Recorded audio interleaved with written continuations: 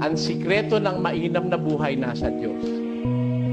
Walang nakakaalam nung kundi ang Diyos. Siya gumawa sa atin eh. Matuto ka lang makontento. Mahirap ka.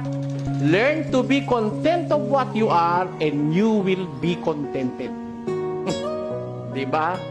Makontento ka lang kung ano ka. Kaya ako, ganun ang aking paniniwala eh. Gaya ni San Pablo, sa 4 ng Filipos, ganito ating mababasa. Marunong akong magpakababa at marunong naman akong magpakasagana.